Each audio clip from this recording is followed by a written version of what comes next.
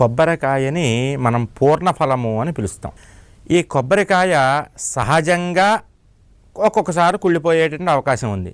కానీ మన హైందవ ధర్మంలో ప్రత్యేకించి మన తెలుగు ప్రాంతంలో కొబ్బరికాయ కనుక కుళ్ళిపోతే ఏదో అరిష్టం రాబోతోంది అనేటటువంటి భయం చాలామందికి ఉంటూ ఉంటుంది.